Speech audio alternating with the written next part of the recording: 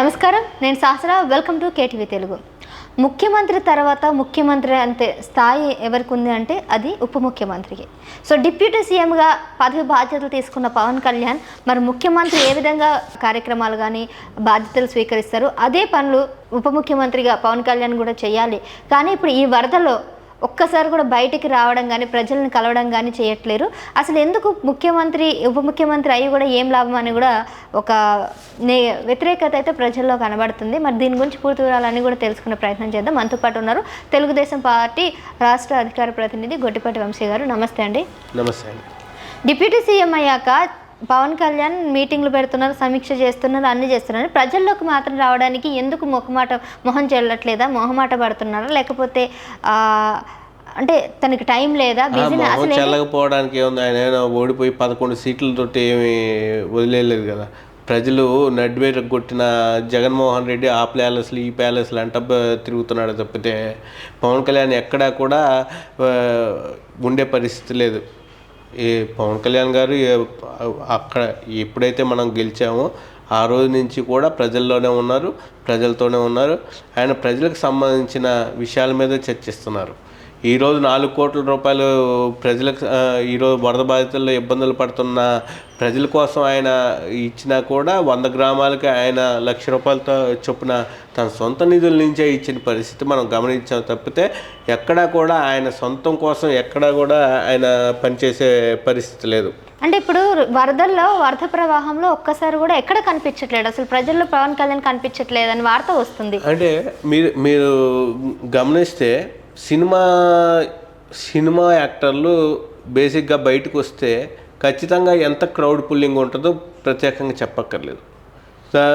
గతంలో cinema actor కాబట్టి, cinema hero కాబట్టి ఖచ్చితంగా పవన్ కళ్యాణ్ గారు బయటకు వస్తే ఆయన అభిమానులు అయితే కానీ ఆయన ఇష్టపడే వాళ్ళు అయితే కానీ రోడ్ల మీదకి తండాలుగా వచ్చే పరిస్థితి ఉంటుంది.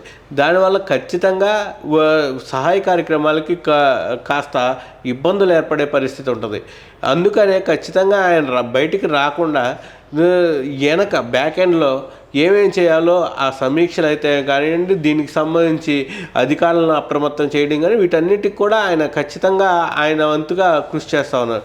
నారా లోకేష్ గారు అయితే కానివ్వండి, ఇప్పుడు ఎలాగో వార్ రూమ్లో ఎలాగ క్రియేట్ చేసుకొని వార్ రూమ్లో ఆయన కోఆర్డినేట్ చేస్తూ ఉన్నారు. మంగళగిరిలోని చాలా ప్రాంతాల్లో ఆయన తిరుగుతున్నారు.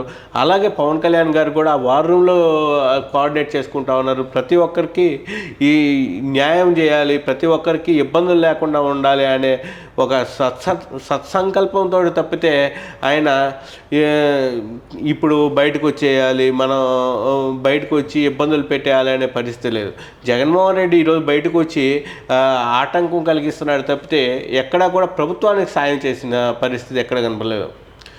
అందుకనే జనాలకు కూడా తెలుసు, ప్రతిపక్ష హోదా ఇస్తే ప్రతిపక్ష నాయకుడి హోదాలో కూడా ఇతను ప్రభుత్వాన్ని ఇబ్బంది పెడతానే ఉంటాడు. కాబట్టి కనీసం ప్రతిపక్ష హోదా కూడా ఈరోజు జగన్మోహన్ రెడ్డికి ఇవ్వలేదు. ఈరోజు స్వపక్షము ప్రతిపక్షము రెండు కూడా తెలుగుదేశం జనసేన కూటమి ప్రభుత్వమే తప్పితే ఎక్కడా కూడా వీళ్ళు తప్పులకి ఆస్కారం ఇవ్వట్లేదు. తప్పు చేస్తే వీళ్ళే ప్రశ్నించుకుంటున్నారు, వీళ్ళే దాన్ని సరిచేసుకుంటా ఉన్న పరిస్థితి. జగన్మోహన్ రెడ్డి తన సొంత లాభాలు సొంతం కోసం తప్పితే ఏ రోజు కూడా ఇక్కడ పనిచేసిన పరిస్థితి లేదు. ఈరోజు ఓడిపోగానే బెంగళూరు వెళ్ళిపోయాడు, అంతే తప్పితే ఇక్కడ ఏమైనా పనిచేసే పరిస్థితి ఉందా? ఇప్పుడు పవన్ కళ్యాణ్ 4 కోట్ల రూపాయల దాకా విరాళం ఇచ్చారని ప్రకటించారు. అంటే ఫస్ట్ ₹1 కోటి ఇచ్చినట్టు ఇచ్చారు. 100 గ్రామాలకి లక్ష రూపాయల లెక్కన 400 గ్రామాలకి తన సొంత నిధుల నుంచి అలా ఇవ్వచ్చు. అంటే మీరు అన్నారు ముఖ్యమంత్రులు రాష్ట్ర అధికారంలో ఉన్న వాళ్ళు ఇవ్వకూడదు సొంతము అని అన్నారు కదా, మరి అతను ఇవ్వచ్చు. ముఖ్యమంత్రి సహాయ నిధికి ముఖ్యమంత్రి ఎవరు, అందుకనే వాళ్ళ కుటుంబ సభ్యుల తరపున ఇస్తారని చెప్పాను. వాళ్ళ సొంత ఇప్పుడు ఇతను ఇవ్వచ్చు కాబట్టి డైరెక్ట్గా ఇచ్చేసాడు, ఇబ్బంది ఏం లేదు దాంట్లో. ఓకే. సో ఇప్పుడు డబ్బులు అయితే ఇస్తున్నారు కానీ ప్రజల్ని కలవలేదు అనేది ఒకటి మాత్రం ఇప్పటికీ ఉంది. ప్రజల్ని కలవలేదంటే బ్యాక్ ఎండ్లో పనిచేయడానికి ఒక యంత్రాంగం ఖచ్చితంగా ఉండాలి.